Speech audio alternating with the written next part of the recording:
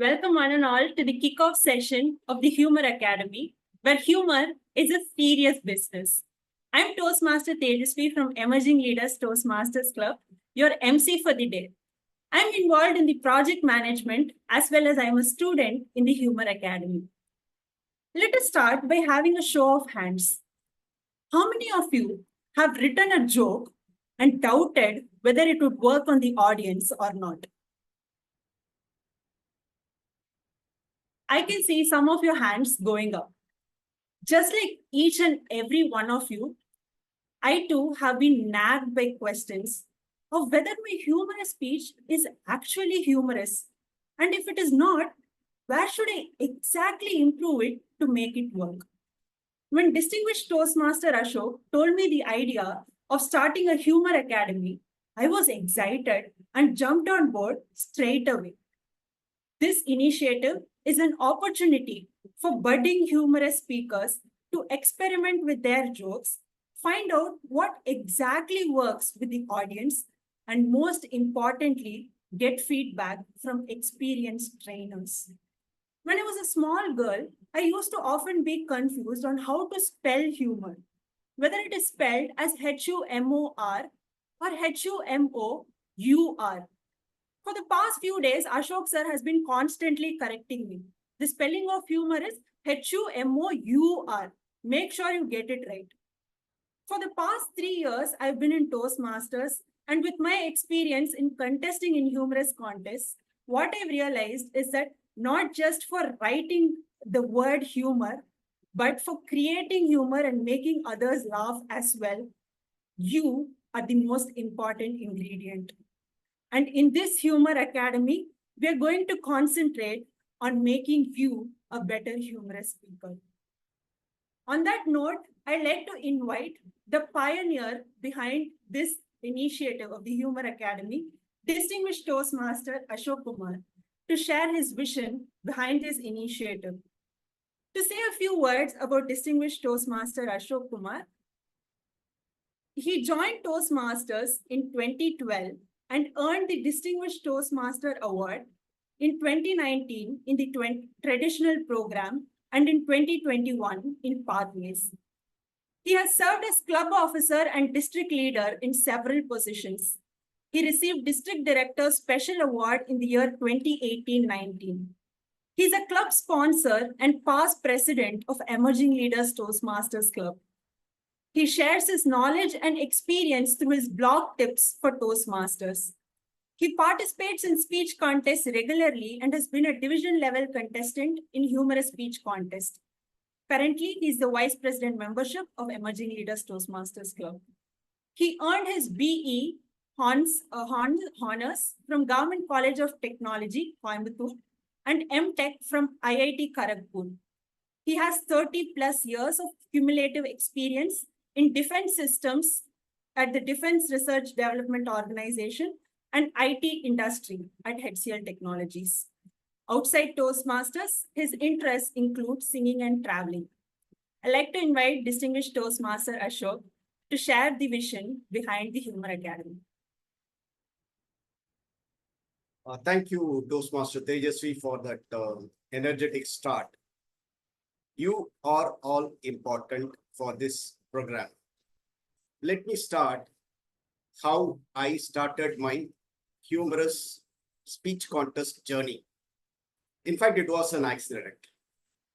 Our contest chair, Toastmaster Arunachalam, several years back, he was running short of the required number of contestants to declare 3 winners in the club.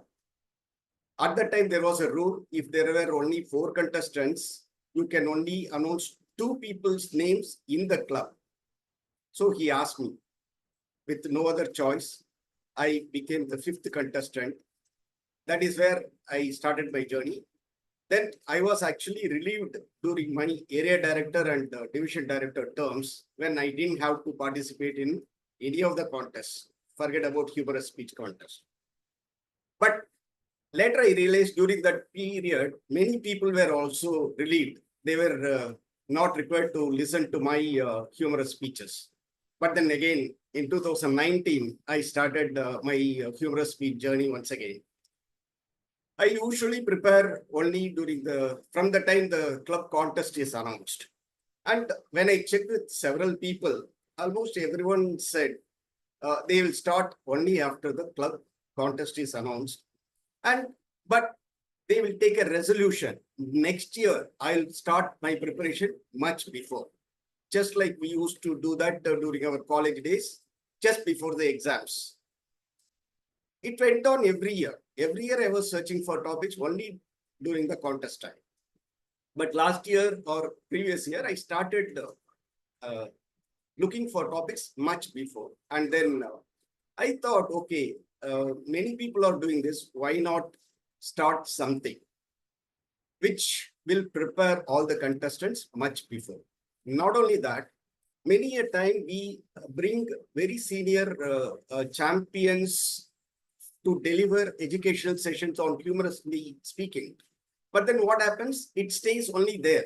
After that session is over, are we applying the learnings to whatever we have learned from the eminent speaker? Then I thought, okay, why not have some kind of an intervention program where it's not only the trainer who teaches something, the trainees also should have a platform to practice their speeches repeatedly, at least a few times. Then this year, when I wanted to take up Distinguished Toastmaster project, somehow this struck me. Why not start this as a Humour Academy? I shared this idea with my mentor, DTM Mathur, Sridhar and Tejasvi. They were both excited. Then I started identifying the trainers. When I approached Sathya, Srinath, Guruprasad, everyone, Nagarajan, Sundararaman, Mathur, Sridhar, and Aadil, everyone readily agreed, oh, this is an excellent idea. They wanted to join. In fact, 3 more trainers were willing to join, but because of their other commitments, they were not able to join here.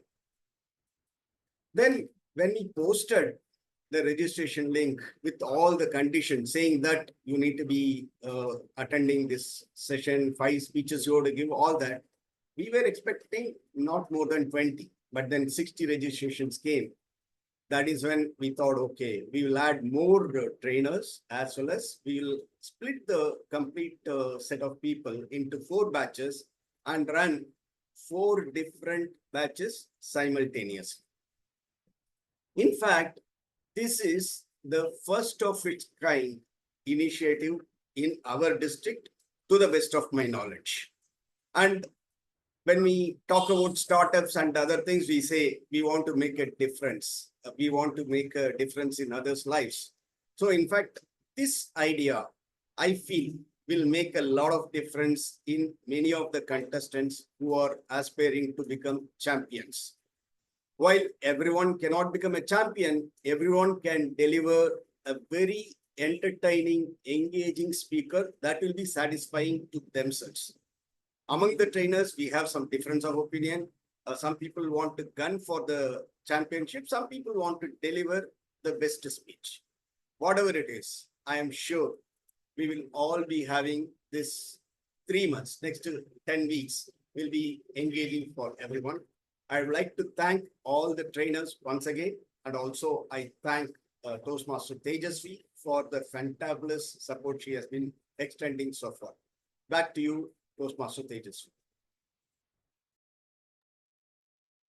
Thank you, Distinguished Toastmaster Ashok. I'm sure this initiative, as you said, is going to make a difference in both the lives of the trainees as well as the trainers as well.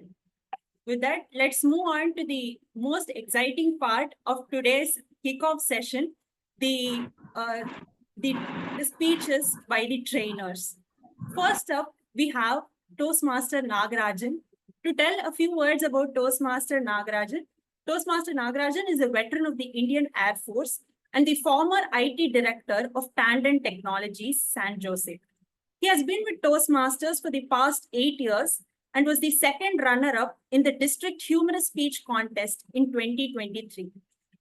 Presently, he's serving as the Division A Director. I'd like to welcome Toastmaster Nagarajan to speak on the power of body language in humor.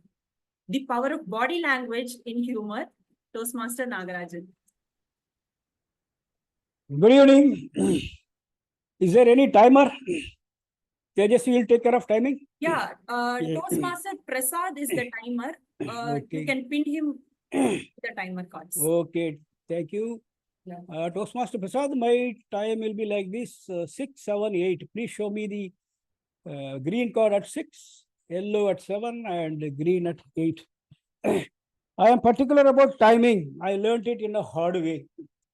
In 2012, I was invited, because I was from Air Force, I was invited to deliver some patriotic speech during Republic Day, January 26, in a college, non-Toastmaster occasion. Okay, they gave me 25 minutes time. As I started speaking, even though I wanted to speak on patriotism, but it turned out to be a humor, and the response was so good, they kept motivating me with their applauses, laughter, and I forgot about the time.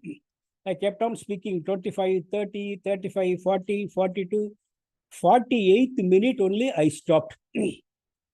I didn't realize that audience were not comfortable. They were shifting their body within their seat, and the organizer were also unable to point out because I was a keynote speaker. Finally, when I stopped, finished my speech, everybody gave me standing ovation. Along with me, one of my friend, Major Raghavendran, also accommodated. He also gave some speech. And when we returned while driving, we was discussing about our speech. I asked, how was my speech? He said, content was good, but your time management was lousy. Oh, yeah, okay, you're right. But people gave me standing ovation. They said, he said, they gave standing ovation not because you spoke well, but you stopped talking. So then I realized that, yes, that may be true. So you should not test the patience of the audience. Then as I started delivering Toastmaster speeches, initially I didn't realize the nuances of speaking. Then in 2017, I lost my club contest. Then I was eligible to judge many contests. So I judged 27 contests during that period. That made me to witness different talents with a different perspective. There I learned the body language of public speaking. Whether it is ISC or humorous speech, you can notice the probable winner is the speaker with most body language. You can witnessed even during the last ISC, Sridhar Ranganathan. Even though it was his highest speech, he scored the first prize mainly because of his body language, generous body language. So be generous with the body language. Even though content plays important role in a humorous speech, body language adds value, masala, and it scores you mark. It convinces, impresses the judges and audience. I will show you one small clip of my winning speech.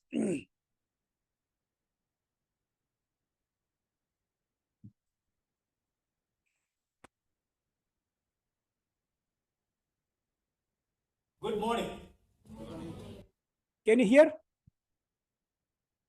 Yes. During the school days, pet cat. Little feeble, sir. Okay, even if voice is not audible, you can just watch the body language. Cat was sleeping on the floor, and I was sitting by the side of him and doing my homework. Suddenly, something fell on me with a blasting sound. So loudly. All of you, please keep your mic in mute condition. As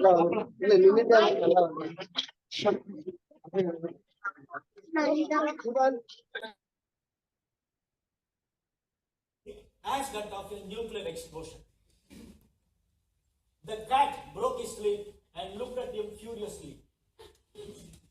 I broke the nib of my pen and looked at him curiously. Oh my God, he was getting ready for his second attempt. The cat didn't take risk, it ran away. I took the risk just by closing my eyes, not ears. So I couldn't avoid listening to that Hiroshima and Nagasaki. For next few seconds, I heard only one sound. What fell on me was his false teeth. I picked it up, gave it to him, and said, "What Tata, you are sneezing like this?" He didn't reply, just smiled. Since that day, I started thinking that my grandfather was the only person in the whole world who could destroy the surrounding with noise pollution.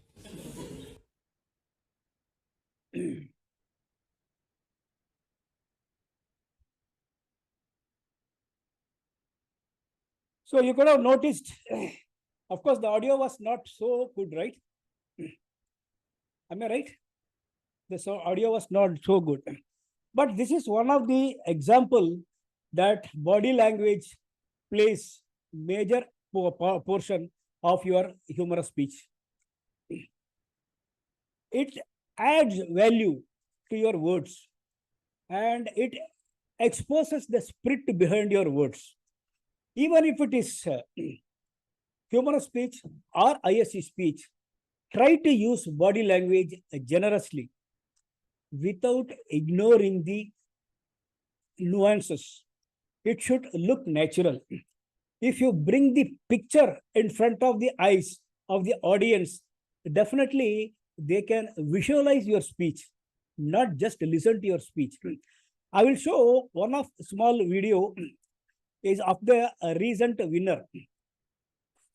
I was the mentor for that winner, and I took quite some time to train him on body language.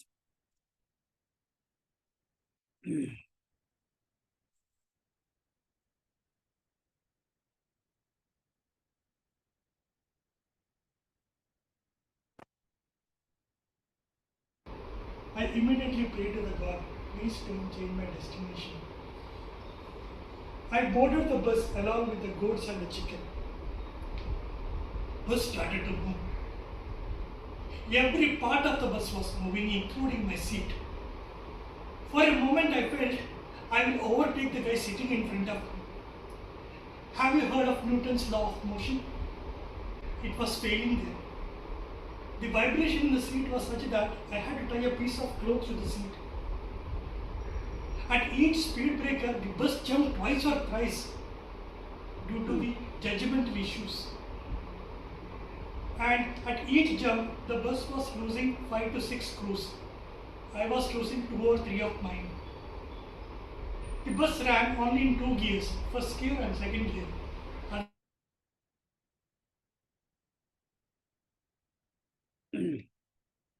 So you would have witnessed one more example of the usage of body language. It was difficult for him to continue moving, but I emphasize the requirement of moving.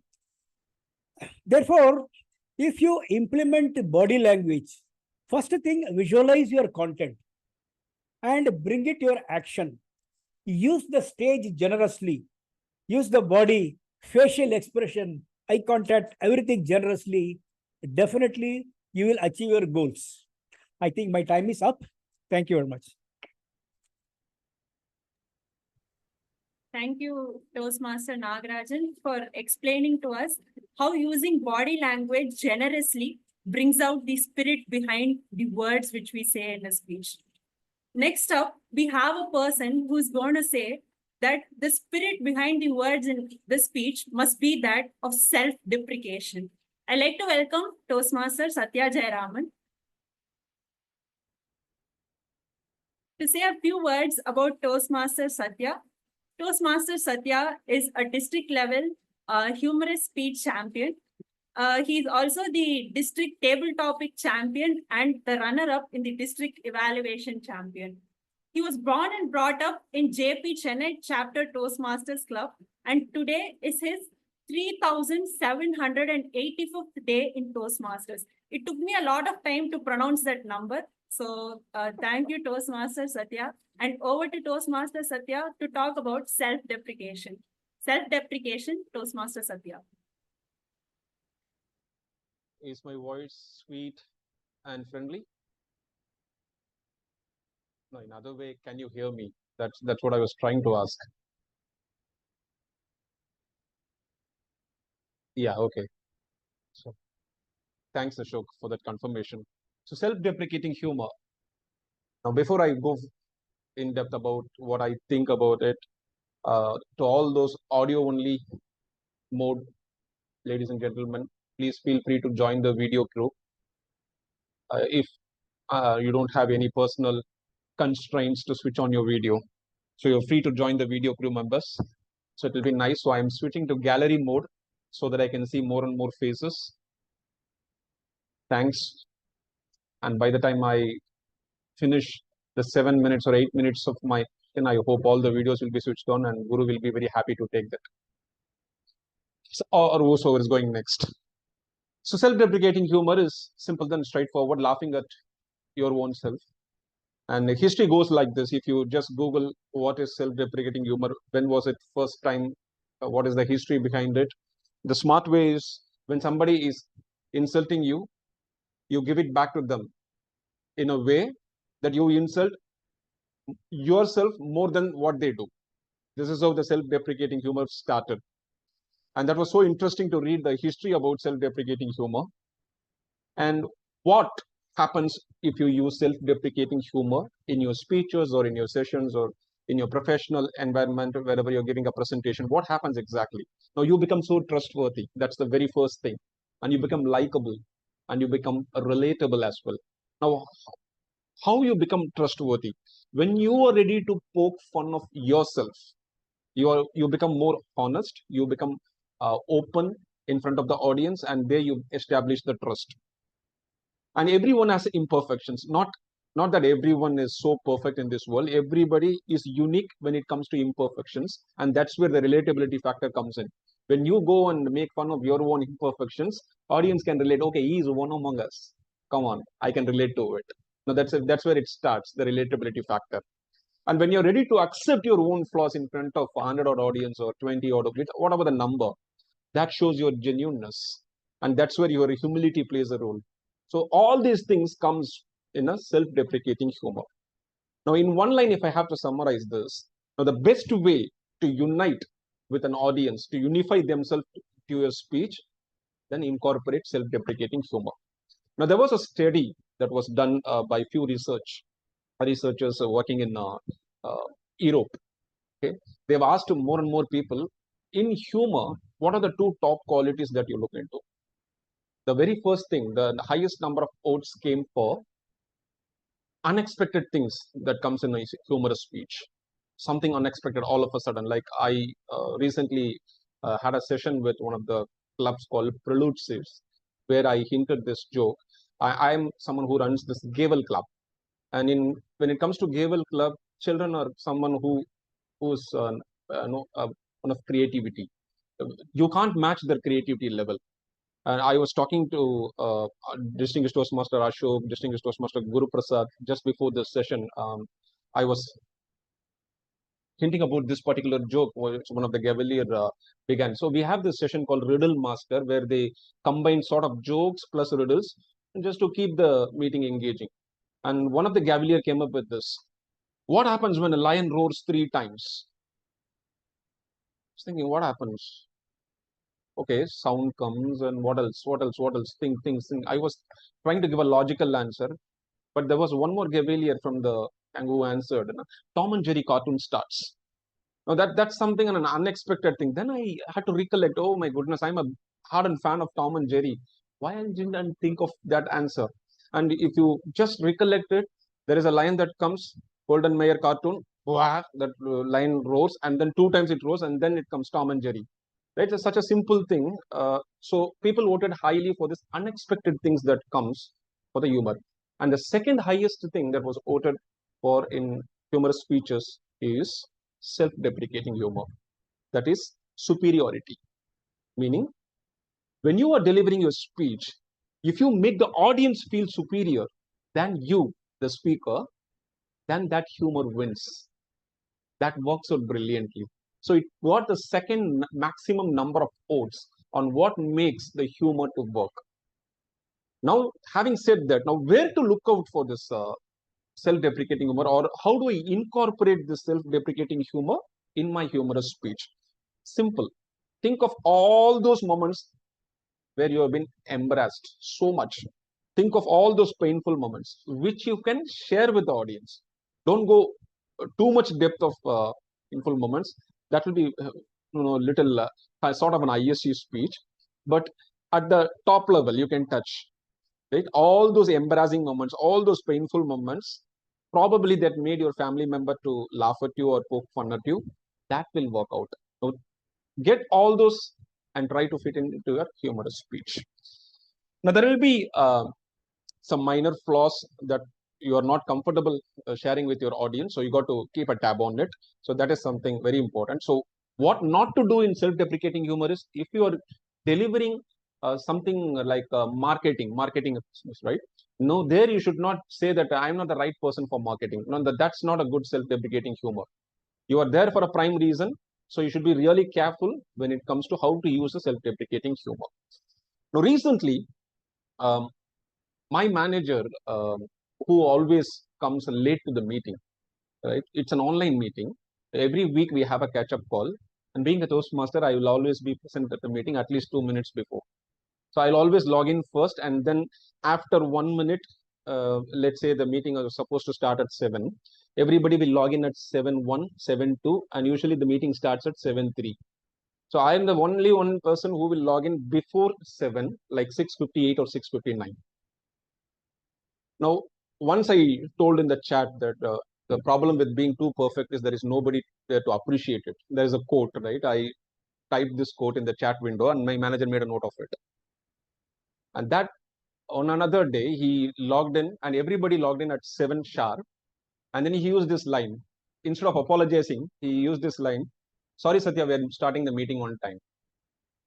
Now, that's a very nice way to say that I apologize and it will not happen again, or whatever happened just happened. Or, there are so many reasons that you can give behind this, but I like that internet. "Sorry, Sathya, we are starting the meeting on time." I loved it. And if you're someone who is following the US presidential election, there is this thing happened in 2016. There was one guy called Christie. You can Google about him. Chris Christie is the one who actually ran for the presidential candidate from the Republican side in the year 2016. He's sort of a very fat guy. So the one sort of media was making fun out of him, saying that the top 3 fatty guys in the USA, and he came in number 1 or number 2. And because of that, his voting percentage was impacted. And the same media interviewed him. And when the interview went more than 30, 40 minutes, he took a bun out of nowhere, and he took a burger as well, and he started eating when the interview was happening. And there was a long pause, something you can say it as a pregnant pause. They asked him, "Oh, what's happening? You are in the middle of an interview." I said, "Yeah, I never knew that this interview will go more than 30 minutes. So I'm hungry. I have to eat." And that day, people voted that he can be a true leader, and he got maximum number of percentage votes to run for the Republican candidate. So what is the difference here? It's the same media which poked fun at him, because of which his voting percentage was taking a hit. But the same person, when he said that, "I'm behind food, I don't mind being fat," the voting percentage increased. So self-deprecating jokes works brilliantly well. And if I have to say something about the people in Toastmasters who use this, if you know Distinguished Toastmaster Jain often uses this. After the online meeting, when we came back to in-person days, he used to come in front of everybody and say, "Am I visible in the in-person meet?" Because he is a short guy, so he uses that technique to connect with an audience, to start with presentation.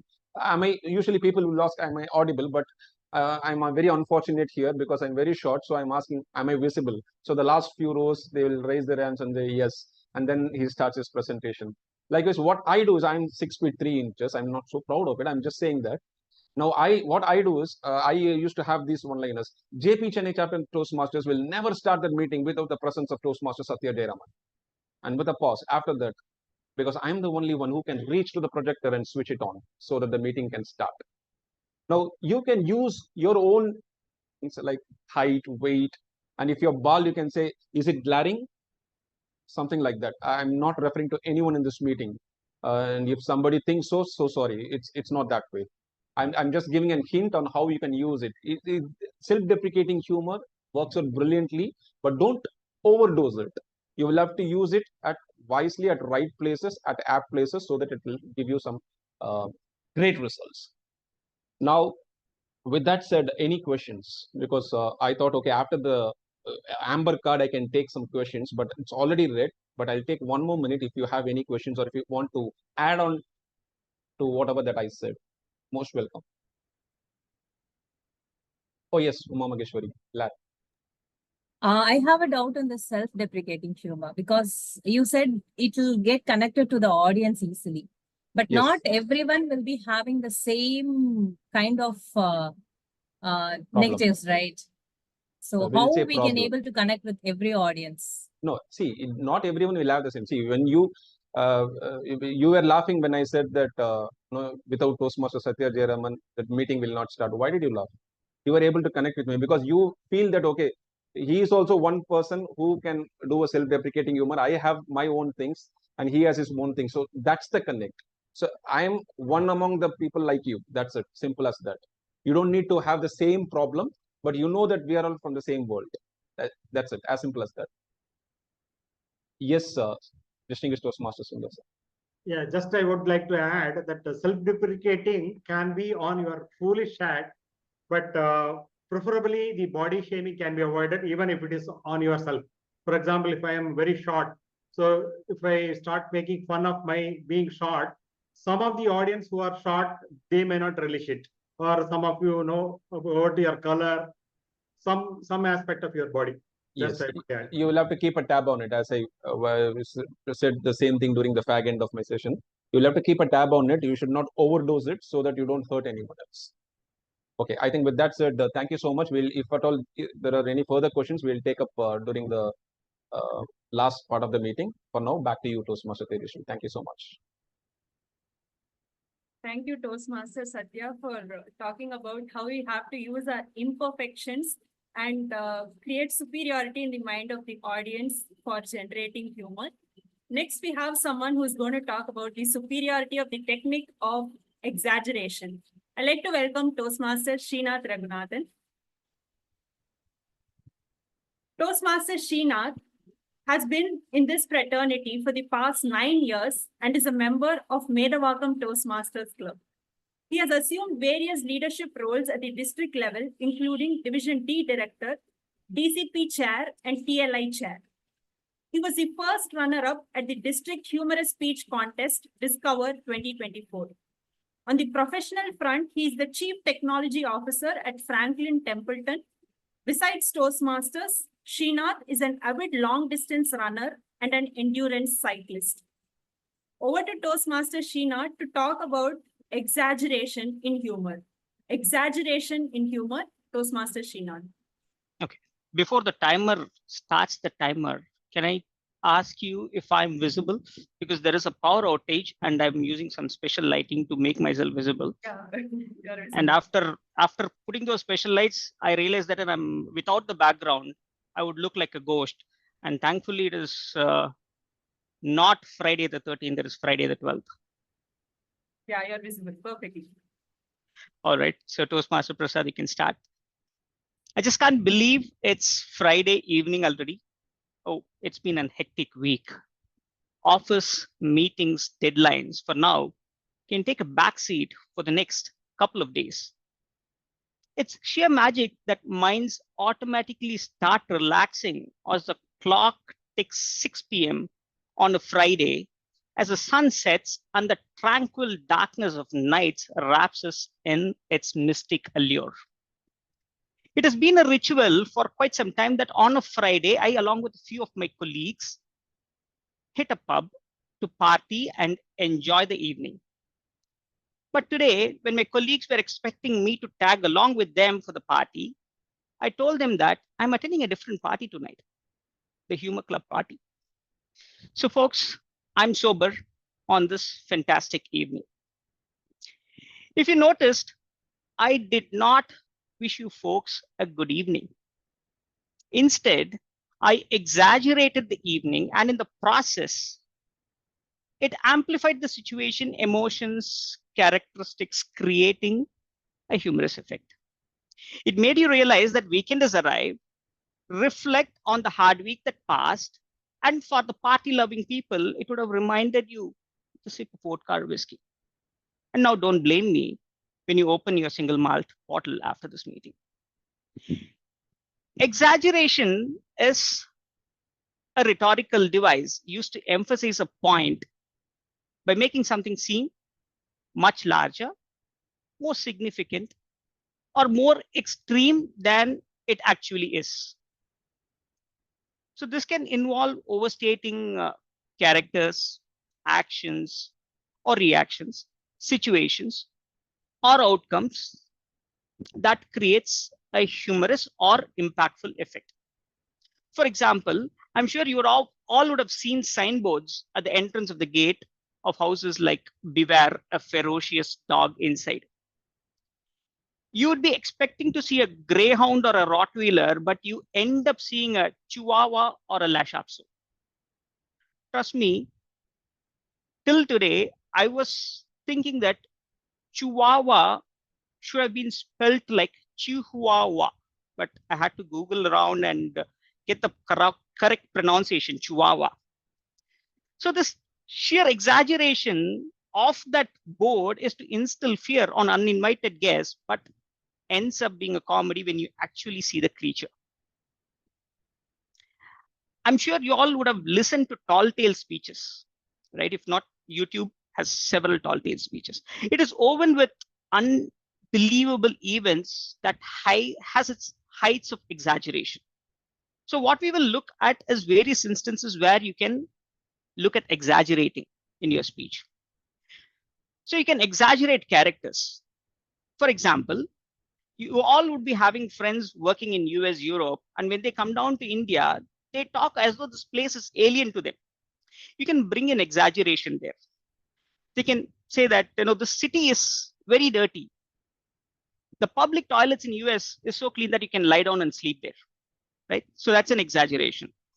So when you go to markets, you can see women bargaining with vendors, right? So of course, men also bargain, but women in general, I feel that are great bargainers. And my wife is a queen of bargaining. So bring in an exaggeration there. For 5 rupees discount, my wife quibbled with the vendor for 30 minutes and eventually walked away proudly as though she saved a fortune. Exaggeration. Yet you can exaggerate on reactions too. So on a hot day, you can simply say that it is hot outside. Instead, you can exaggerate it by saying that it is like sitting inside a furnace. If I extend my hand, break an egg, and pour the yolk on my hand, the heat outside is enough to make an omelette. The other example could be the hospitality at home, particularly from your wife, when you are alone and when guests come in, right? What you could say is, when my wife's relatives come home, she goes over the top with her hospitality, asking them what they would eat, what they would drink. Please drink some juice. Only for me to realize that my wife really knows how to prepare a juice, right? So that's exaggeration. And you can exaggerate situations too. I'm sure everybody would have gone for shopping, particularly during festive times. And the situation is, when you go for a shopping, it is always going to be crowded. How can you exaggerate it? I went for a shopping and the shop was so packed that I felt the entire city was there at the shop. Finding a parking space is like going through the maze. And by the time I reached home, it felt as though I ran a marathon. And I hope you all had experience of traveling in a share auto, right? And particularly during peak hours, the norm is the auto is always going to accommodate 5 people more than what it can. So how do you exaggerate the situation? The auto was so packed that I had 1 foot hanging out. My friend was sitting on half of my lap. And every time There is a bump. 10,000, 5,000. I felt it was like a roller coaster ride. And during every bump, the lady sitting next to me yells at me, asking me to sit straight and not collide on her. You can also exaggerate outcomes. Let's say, for example, you go to a restaurant and have a biryani and you feel it's spicy. Rather than saying that it is spicy, you can exaggerate by saying that after eating that spicy biryani, I was able to breathe fire like a dragon. The restaurant had to call the fire department, and I could feel that I can power a steam engine with my breath. And the other example of an outcome could be you go out for shopping with your wife, and your wife ends up doing a shopping spree.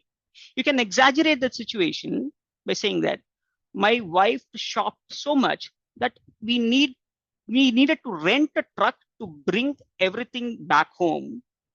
We had to convert one room to a mini warehouse. The store owner was so happy that we boosted his business that he offered us discounts for the lifetime. So this is how you bring in exaggeration to instill that humor. So I will pause here and take any questions if you have.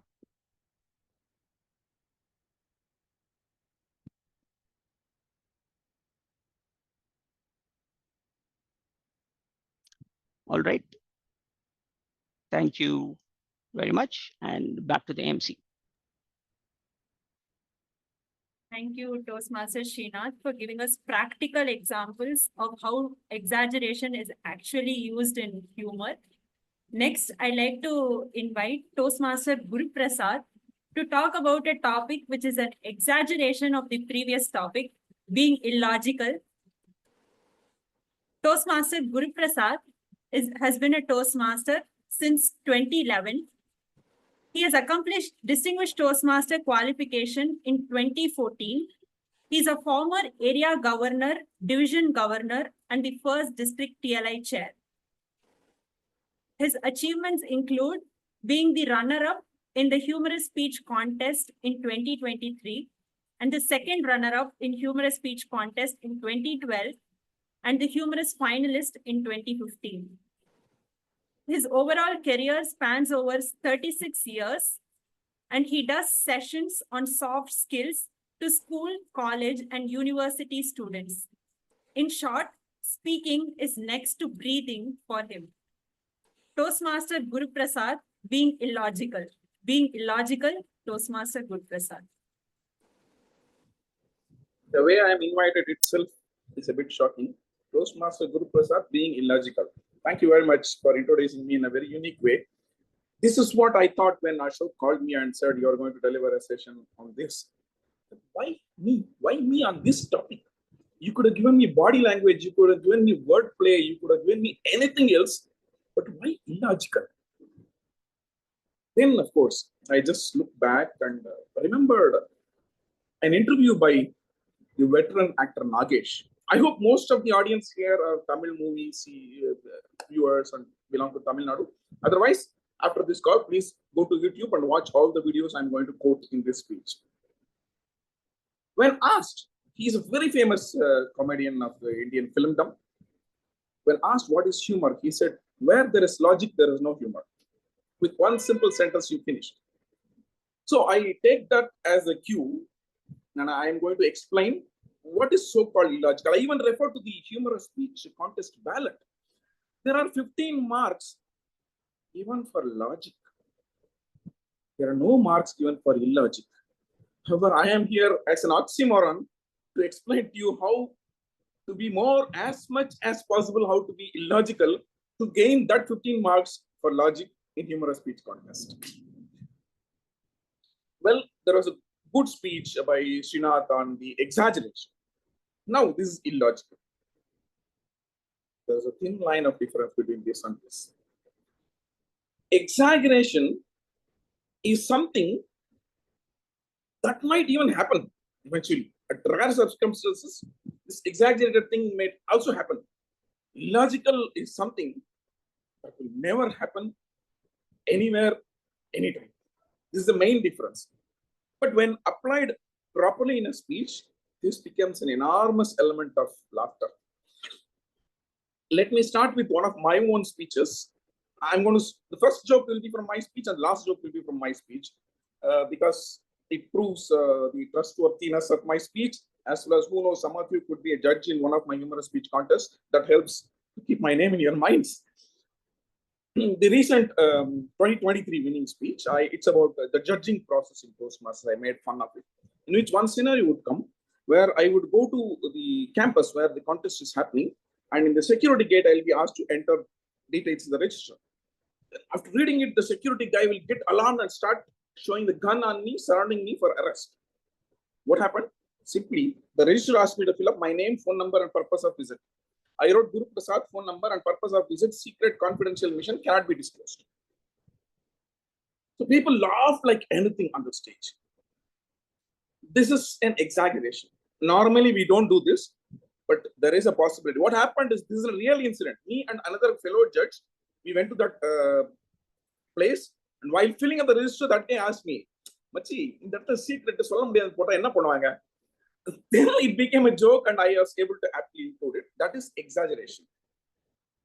Whereas illogical, I would request Mr. Chintamani and Srinath to be here. How many of you still remember the banana joke, the famous banana joke of Chintamani and Srinath?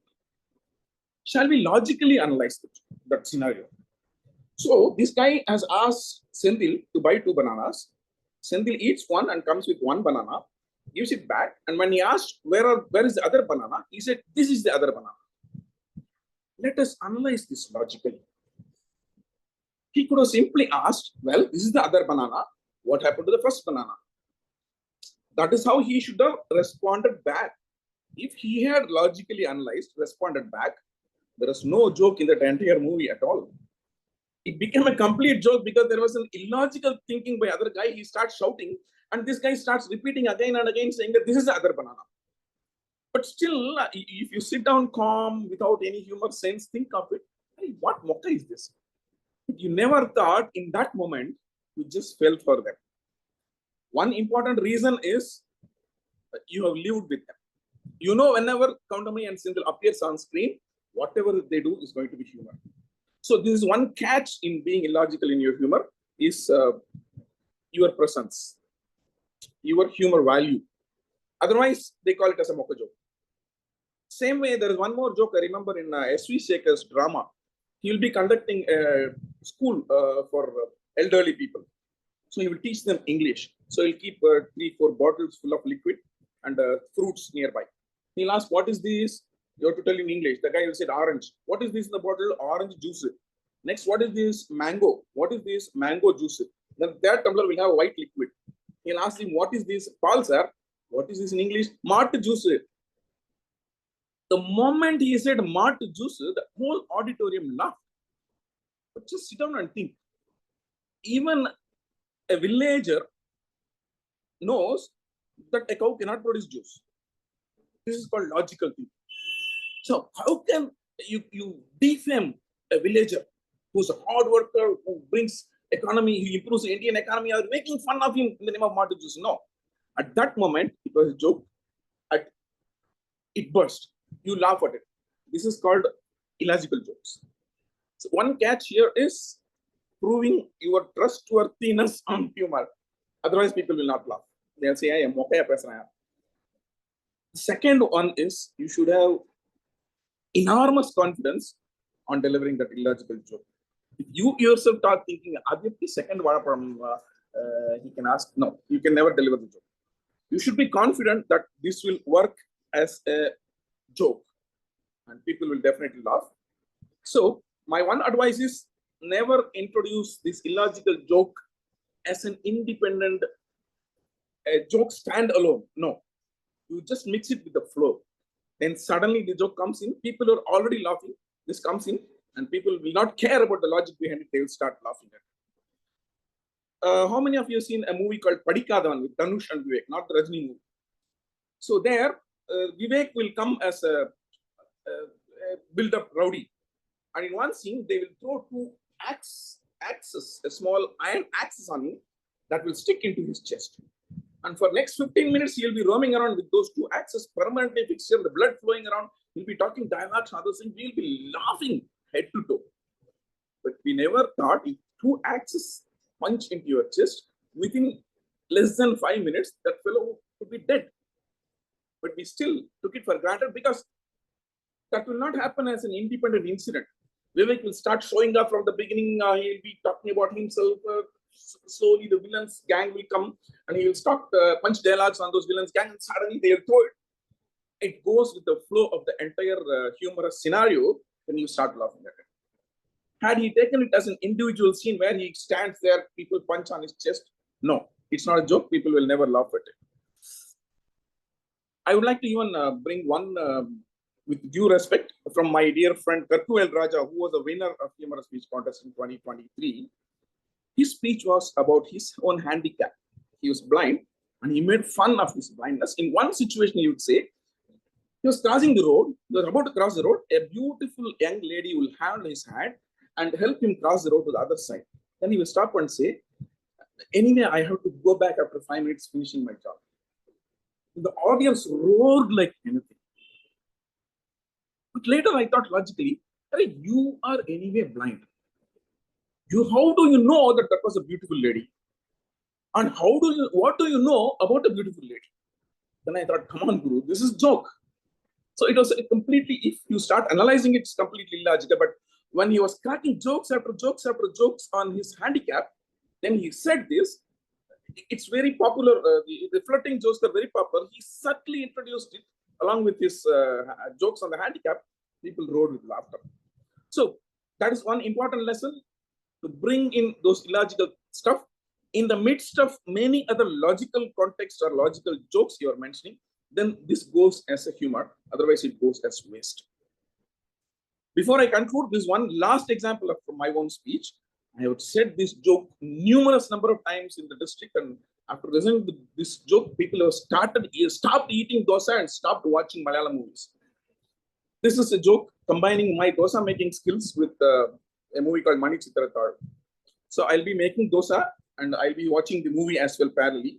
The climax, it is nothing but the original of Chandramukhi. The climax, they will be making that puja and a lot of smoke will come. So I would have forgotten the dosa in the kitchen. So I had a sentence saying that the Malayalam movies are so natural, when the havan is happening with all the fumes and smoke, I could smell the smoke. Even before I came to my main joke, which follows this, people got this joke and started laughing from then on till the end of my humor scenario on that joke.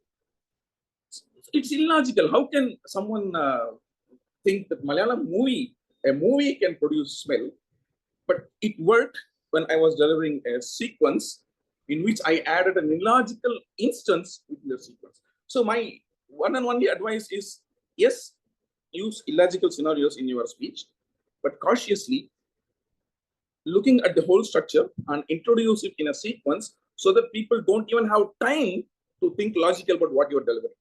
A stream of jokes suddenly introduce an illogical sequence that will double or triple the effect. All the best to you. If still timer allows me, I'm ready to answer you some questions. Thank you.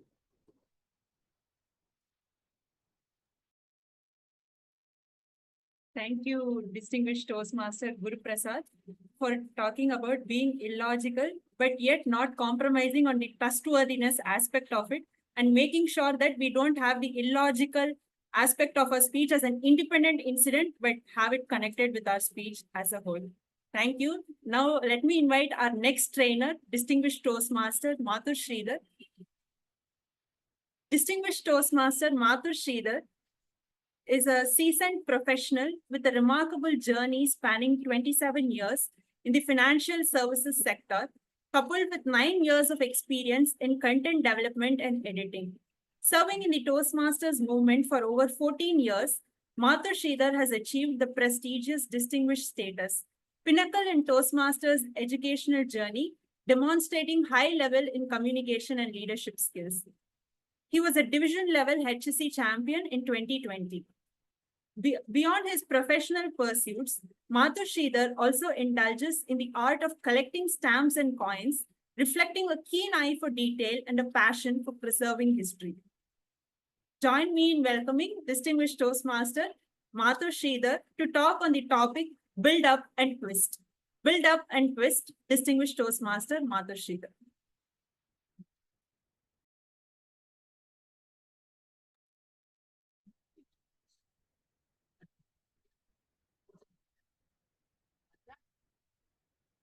Either you are not Sir, you are audible. not audible.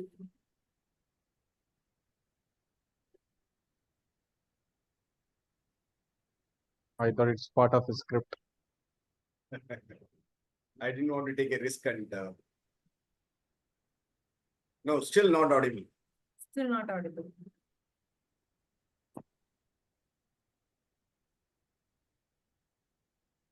No, your mic seems to be on the. You have to bring the mic closer to your mouth. Oh, sorry. Right. Yeah, Okay. sorry. No, the introduction was indeed a build-up, and you will see the reason for that a little later. Albert was explaining to Robert about Toastmasters activities, and he was mentioning the various sections that is prevalent in a Toastmasters club, and more particularly, he was indicating the table topic session that is there in a Toastmasters club. And he said, Harish is a good speaker. He's a Toastmaster. Suresh, our friend, is a good speaker. He's a Toastmaster.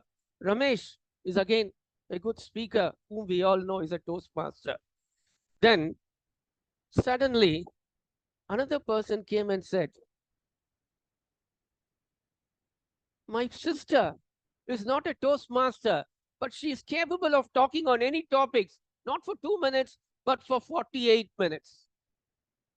So what did you observe here today? There was a build-up.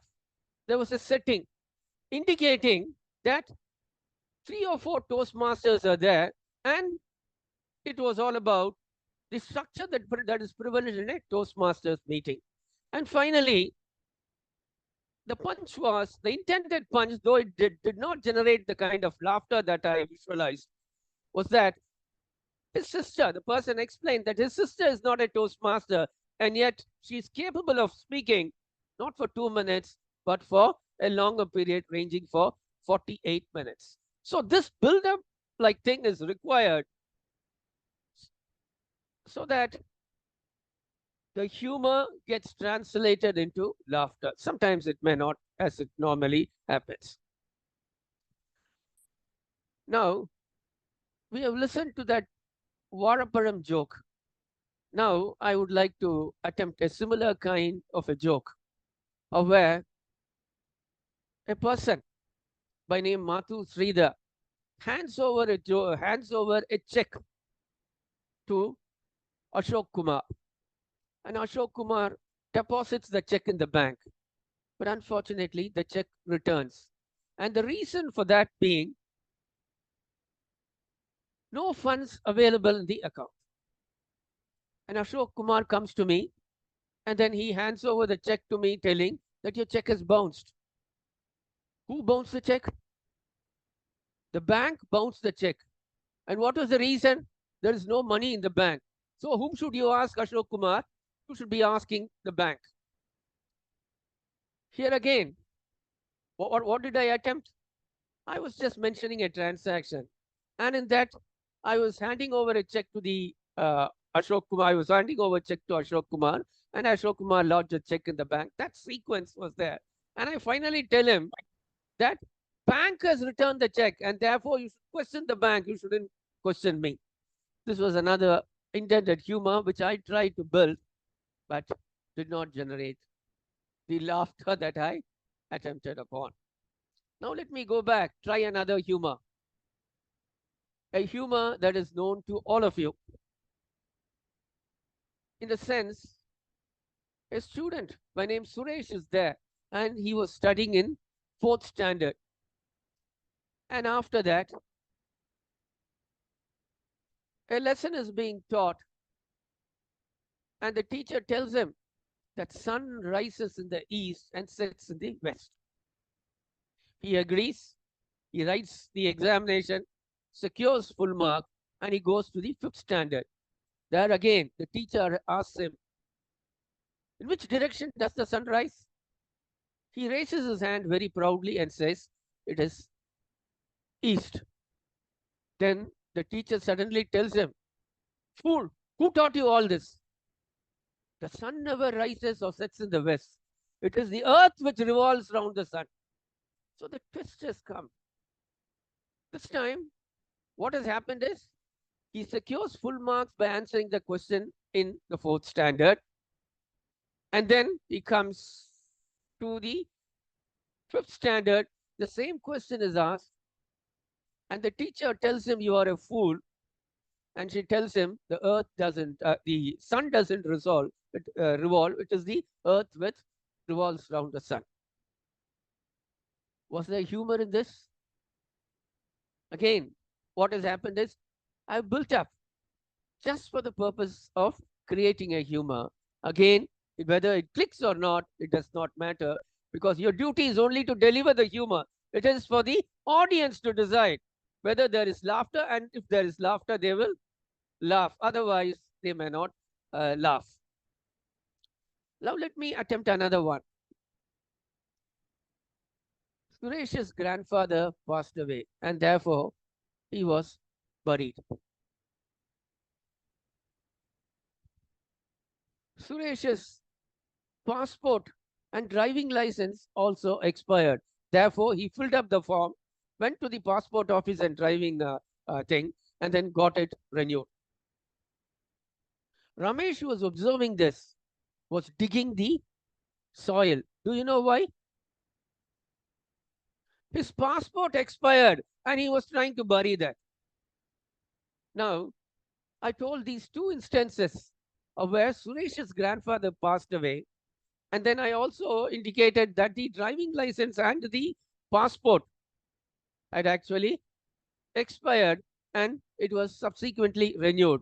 And then I'm telling that the passport that was expired was to be buried. Why? The reason is that in the previous instance, I had indicated when the grandfather passed, when the grandfather expired, he was buried. So whether there is logic or illogic, whether it is worthy to be laughing, whether there is humor, the quality of the humor, the value of the humor will be determined by the audience. Here, you did not respond. You did not answer. You did not, what I should say, laugh at it. Why? Because these were things that were known to you. When something is known to you and familiar to you, the point is that they will never laugh. It is not a humor at all. It is just an information. So the point that we have got to do is that it should be original. When a person speaks, the joke, you must try to make it as original as possible. And if you make it original or possible, then laughter is certain to be there. And secondly, when you want to deliver humor, deliver with absolute confidence as indicated by the previous speaker. If it lacks confidence and if it lacks credibility, then jokes will not materialize. Humor will not generate laughter. With this, I think the yellow card has been shown. If there is a question, I'll take it up and I hand over control back to the coordinator.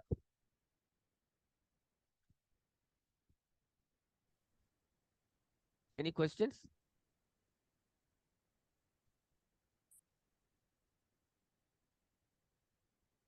Thank Okay. you. Yeah. Thank you, thank you. Distinguished Toastmaster Mathur Sridhar, for talking on the topic build up and twist. Next, I'd like to invite Distinguished Toastmaster Sundararaman. Distinguished Toastmaster Sundararaman Chintamani is a passionate Toastmaster for the past 15 years. He is a member of Medley Toastmasters Club and also Meraki Toastmasters Club. He has held the position of President of Medley Toastmasters Club twice. He has achieved Distinguished Toastmaster title twice, one from the traditional program and another through the Pathways program. After 40 years of stint in the corporate life, he is now on his own, offering training and consulting services. a business storyteller, design thinking evangelist, mind map practitioner, public speaking coach, presentation skills guru, Carnatic music connoisseur, and author of business storytelling for leaders. He is also an avid quizzer and quiz master and is currently District 120's official quiz master. I'd like to invite Distinguished Toastmaster Sundararaman to talk on the topic, Where to Find Humor. Where to Find Humor, Distinguished Toastmaster Sundararaman. Am I audible? Am I visible? Yeah, yes, sir. Am I handsome? No response. So during the pandemic, I used to conduct a lot of online programs, and this is how I start my session. So this is number one technique, that is trying to leverage the situation. So so as my previous speaker, Mr. Mathur said, you try to build up, and once that trend is formed, then the audience tend to say yes, yes, even for the third answer, even if it is not the truth. Okay, this is number one, to find out the sources for jokes, trying to leverage the situation. So I think a lot of jokes can be drawn when you are in an alien place. So when there is a cultural difference, so especially when you travel abroad or even outside your state. So when the language is different, when the culture is different. So for example, I think one of our speakers said here, so-and-so was hailing from San Jose in US. So if you go to US and tell the Western Coast people San Jose, immediately everyone will start laughing because it is never mentioned as San Jose. It is called San Jose. San Jose. Hey, what is the connect between San Jose and San Jose? It is mentioned as Jose, but you are calling it as San Jose. But that is where the laughter moment will come. And automatically you can make it as a self-deprecating humor as mentioned by other speakers. So actually, long time back, I was traveling, I was in Pune for a training program, and evening I was taking a stroll. Just 10 feet behind me, a couple were coming, and they were talking in Tamil. So I was, so in fact, a little bit of romance, a little bit of the mother-in-law bashing, all that was happening between the husband and wife, and I was thoroughly enjoying the gossip. And after some time, the distance got shortened, and they tried to overtake me. And then they came and asked me, sir, excuse me, sir, how to go to Venus Theatre? So can you tell me the direction? I was a newcomer. I could have said, I don't know.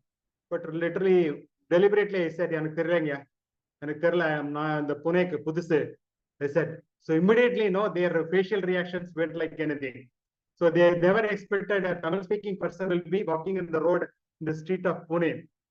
So either you can make it as a self-deprecating humor or not knowing the language of that particular situation. I have enough examples to tell how I suffered in the northern part of India for not knowing Hindi. So only 3 letters I know, Hindi nahi malum. That's it.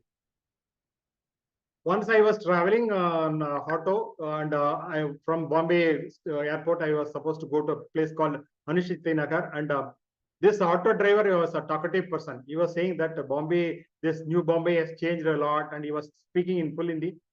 And I could not say, no, I was not willing to say I don't Hindi nahi malum. I said, I was saying hi. So for everything I was saying hi. So after almost half an hour, he was asking me a question. For that also, I said hi. Then finally he turned and stopped the engine and asked this question. That moment he said, Hindi nahi malum hai. Then he started cursing me like anything. So probably all bad words in Hindi you would have uttered. I could not understand the meaning, thank God. So like that, everywhere, whenever you are in an alien place, when you are struggling with the cultural issues or language issues, you can try to make it in the form of humor. But all you have to do is, if you are going to be a humorous speaker, you have to jot down all that and you have to form a journal. Either put it in your blog or put it in a journal or in an Excel sheet. Even you can recollect all your past memories. Similarly, definitely school days jokes will sell well. So easily people can connect with your school day jokes, especially your the interactions that happened with your teacher, principal, or classmates. So obviously, very easily it can bring out laughter because all of us would have gone through schools. If I'm talking about the cultural jokes like Hindi jokes or something, people, if they are not visited another place like the place I have visited, probably they may not speak. But school joke, everyone can laugh. Then the next source can be your affairs, love affairs, or your marriage-related jokes. Of course, spouse bashing at any forum, outside, even outside Toastmasters, it will go like anything. But thing is, spouse bashing jokes have become cliche jokes, and it has reached the level of saturation. Probably you have to use it very judicious. Then you should also understand a little bit of theory about humor. Actually, when something bad happens to us, so as mentioned by Sathya, most of the self-deprecating happens, no? So you are trying to talk about your distressful moments and people laugh. What is the reason? People are sadistic in nature. The people know, the people, when someone is suffering, people will laugh. But only to some extent. For example, all of a sudden, if there is a lighting ceremony happening on the stage and all of a sudden the MC is rushing with a candle to the chief guest, and while rushing on the stage, if she or he falls down on the floor, no one is going to show sympathy. Immediately, everyone will start laughing. But the moment someone comes to says that that person got hit and blood is bleeding, then immediately everyone will stop and then immediately someone will call ambulance or something like that. So this is where the subtle difference between a distressful moment and then the other one. In specific terms, it is called benign humor. So if no harm has happened, it is called benign moment. People will laugh. The moment it turns into malignant, it means it is something wrong, then people will never laugh. So you should know the subtle difference between that. Love affairs, spouse bashing, and a lot of jokes can be created through online sessions. Online sessions, invariably, people will not switch on their cameras, switch on their audios. You are not sure whether people are sitting in front of the laptop or they are just switched on and then watching TV. So you can leverage all the funny moments. And if you insist that people should switch on the cameras, still you can find out content for your humorous speech. For example, people will tend to have a camera like this. So you can find out what fan they are using, Kaita or Polar or Orient. Invariably, the fan will be showing or the attic will be shown on the camera. Or some people will try to put all lights in the back, no front light. So they will look like ghosts. So in Muthu comics, there used to be a person. So this villain is called the head of Akoti Kazhagam. So his face will be never shown. So like that, they will be given that kind of appearance. Or some people will have network issues. They will join, and 2 minutes they will vanish, and again they will join, and after 2 minutes they will vanish. And there will be gadget geeks. So they will never write their names. So you will find iPhone model 11. So or Samsung 36.5. So you can only find the gadget names as something like that. So the idea is the humor is available everywhere. So it all depends on whether you open your eyes and ears open.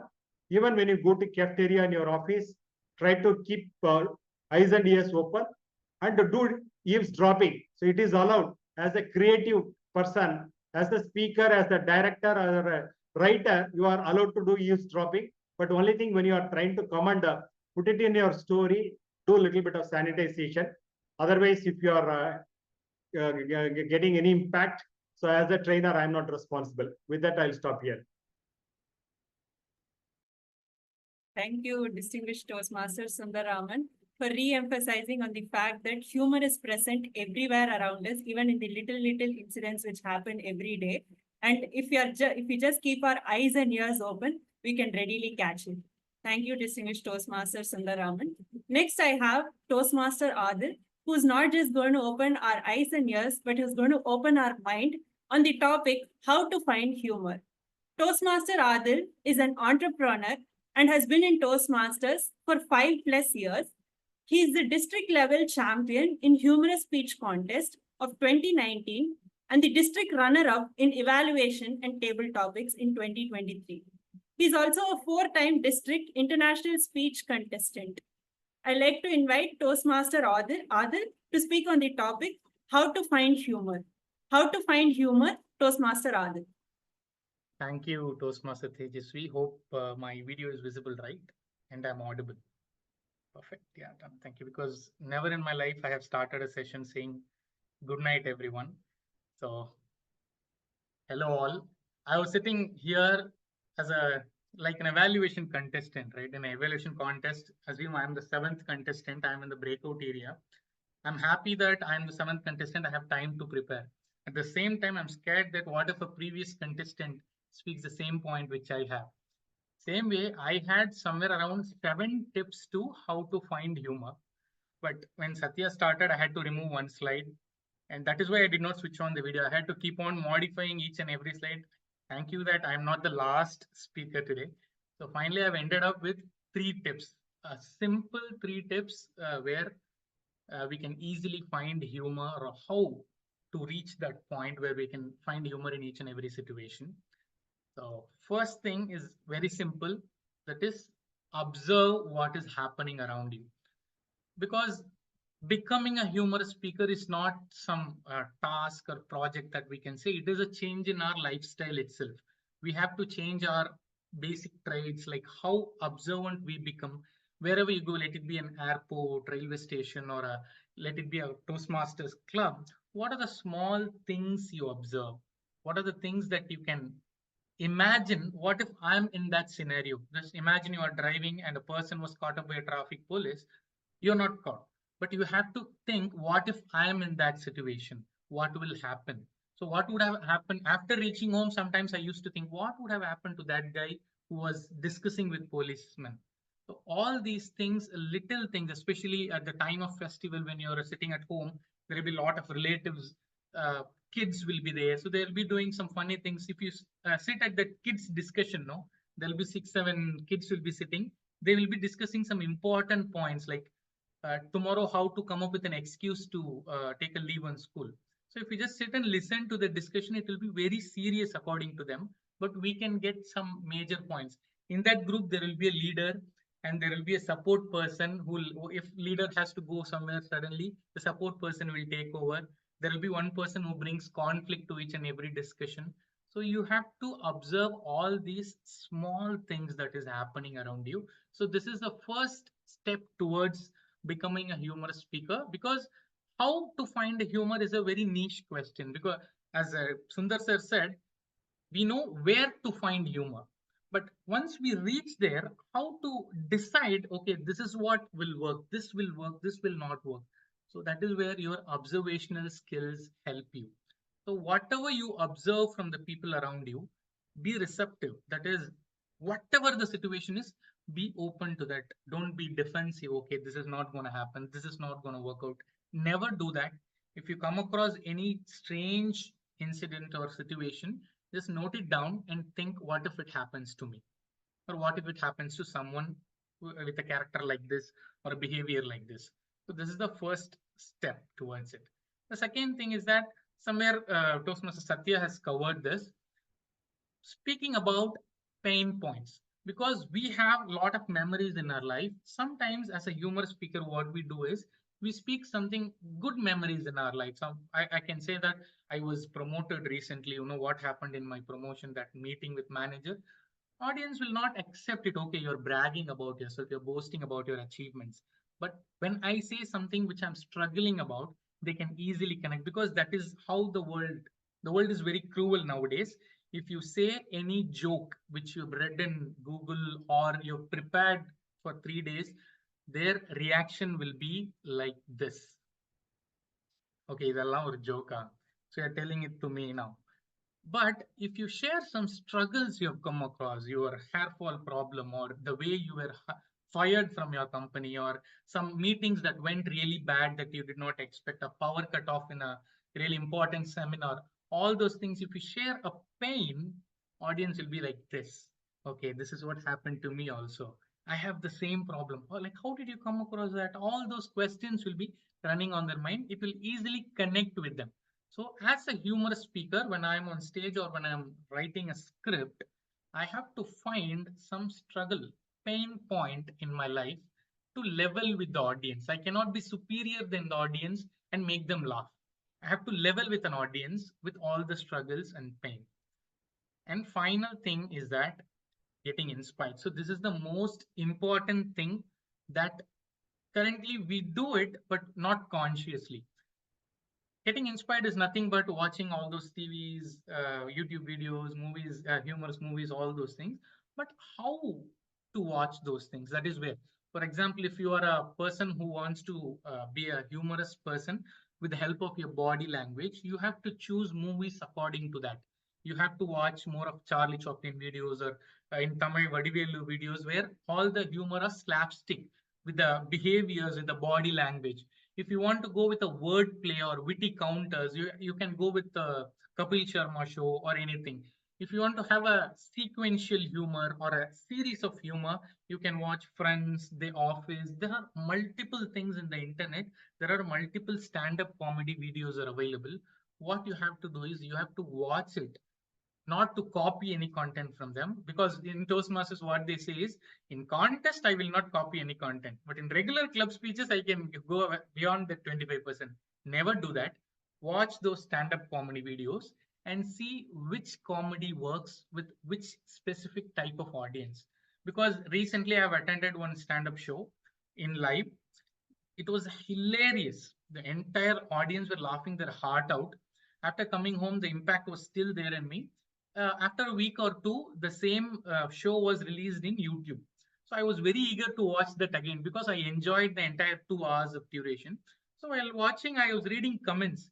The most of the comments, it was like, "Idallan joke, I feel bad for people who paid 250 rupees." So that is when it struck me. The same jokes, the same 2 hours of program, which worked like anything in that live program, but it did not work in YouTube. So there are many jokes and many incidents that will work with only specific audience. So by watching these stand-up shows, by watching these movies, YouTube videos, you will realize, okay, this joke will work with this type of audience. This will not work with this type of audience, so I cannot tell that. Usually in prepared speech, we will be very prepared. Okay, I'm going division level. In division level, these are the people will come and attend. If I speak about Toastmasters, I can win. But imagine you are in a table topic, regular club meetings table topic session. You are a TT speaker. So how will you bring humor in that? That is where this experience comes in. So be observant and make sure you share the struggles. And finally, watch as many YouTube videos, movies, comedy movies, anything, and read books about jokes. That will help you a lot. I think that brings us to the end. Thank you. Thank you for the opportunity. And over to you, Toastmaster Tejasvi. Thank you, Toastmaster Aadil, for talking about the importance of being observant and being receptive to humor which happens in our daily lives. I'm sure the audience were very receptive to your presentation today. Next, I'd like to invite Distinguished Toastmaster Neena John. Distinguished Toastmaster Neena John has been the past District Governor of District 82, the Chief Judge of District 120, and the Chair of Mentor Pool. She has been the District Parliamentarian in the past, as well as the District Finance Manager of District 120. I'd like to invite Distinguished Toastmaster Neena John to talk on the topic, what is good humor? What is good humor? Distinguished Toastmaster Neena John. Good evening, and thank you for this opportunity. Very happy to see DTM Ashok Kumar taking up this initiative. And I was like, yes, we need to have some kind of training in humor in our district. So, when I was, in the early days when we started Toastmasters and we were going around from, place to place, college to college, corporates, all of these things. One of the things that, explaining what is Toastmasters all about. And so a very normal question that comes up is, what can we talk about? So I'd say absolutely anything in the world except sex, religion, and politics. And the immediate answer, you don't talk about sex, politics, and religion, what's left? Now what do we talk about? Because this is exactly the problem most people have. Are we going to have jokes that deal with these topics, or are we going to have jokes that don't deal with these topics? And when we look at all the regular stand-up comedians and things like that, you find a lot of them are based on these kind of things. So I'm really going to concentrate on the kind of jokes that work for contests, the kind of jokes that have won contests, and the kind of humor jokes that I remember from our different contests. And what do I remember about those? So the first thing I want you all to remember is that trying to create a humorous speech does not necessarily mean that you have to have a line a minute, a punchline a minute, and have the audience rolling with laughter. No. It should leave the audience entertained. It should leave the audience with a lighter feeling with what is happening in this world and what else is going on. So therefore, what is the kind of humor that is there? Let me go step by step. And I'm very sorry to say that a lot of district contests have been won by what I call toilet humor, right? And the older members will remember district champion going to the forest and taking a dump in the forest and all of these things, and half the audience roaring and the other half going, oh my God, oh my God, oh my God.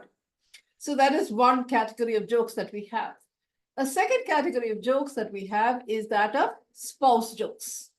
So my wife did this, and this is what happened, and one of our very esteemed members always has this, and then my wife said this. So we actually have a standing joke in our club about how this Toastmaster always talks about his wife, but his real life wife is so different. This guy has two wives. Now this poor guy is being introduced everywhere as having two wives. One for his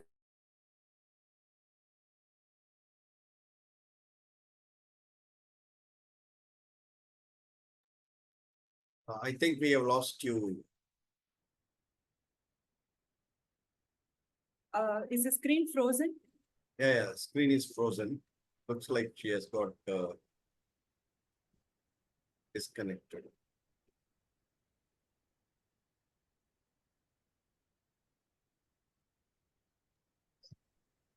Happened exactly on the spouse joke. Now I think you want to take.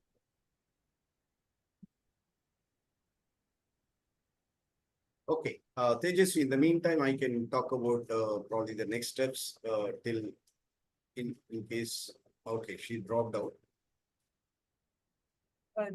Just a minute. Yeah.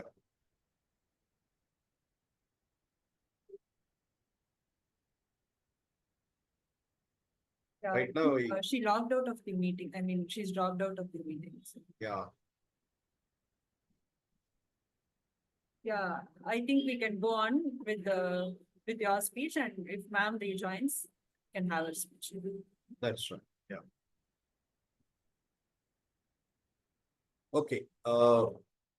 Briefly, I want to share, as such we are little over 10 o'clock. I just want to share the next steps that we are going to have in this process. One is we are going to split the trainees into 4 batches of 15 each. And then we will have 2 trainers for each of these batches. There will be 5 practice sessions. Each trainee has to deliver a short humorous speech in each session. All the sessions will be recorded. The batch allocation will be announced on 14th July, day after tomorrow. The first speech assignment has been already told that it is going to be back. Okay, sure. So sorry, I think the universe doesn't want me to give this speech. So, so I've connected on my mobile, and you'll have to tell me when the time is up, because I can't see the speaker over here. Someone has, I don't know, you'll have to give me a WhatsApp message or something like that. Anyway, my point is that Jay Leno was asked, how do you always have these wife jokes and doesn't your wife object? And he said, actually, if you listen carefully, you will find out that what I am saying is the wife. I do not say my wife. Now, there's a very subtle distinction between making these jokes. So I'll get out of the device.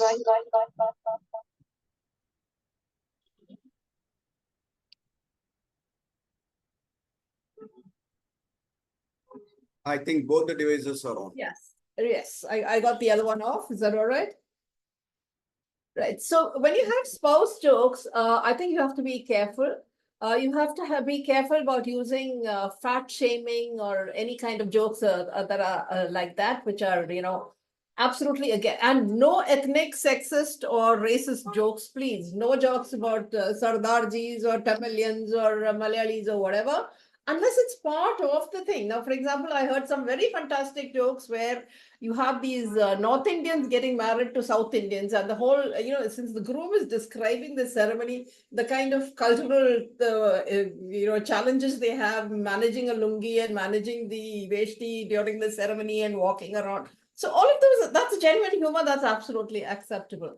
So in Toastmasters, I would say, be careful about the kind of jokes you have. And a lot of them have to do with how good are you with your repartee? I mean, famous jokes that you have are, there's this lady called Lady Asta, who was part of Parliament when this guy, not this guy, when Winston Churchill was also in Parliament, and they used to hate each other. So Lady Asta said, Winston, if you were my husband, I would poison your coffee. And Winston turns around and says, well, if you were my wife, I would drink that coffee. So how you use the humor makes a difference. It's not the actual content as the way you deliver it. So one of the other speeches I remember is somebody who got hit by a motorcycle, got taken to the hospital, got all the machines were wheeled in, ECG, MRI, X-ray, Xerox, everything. Xerox? Why do I need a Xerox? Then all the doctors came, the nephrologist, the cardiac surgeon, everyone, including the gynecologist. Now, why do you need a gynecologist? So the pace at which you say those words, and then you have that twist at the end, that is what makes the humor. And even if you have common expressions like Tom, Dick, and Harry, customize it and say Tom, Dick, and Hari Krishnan.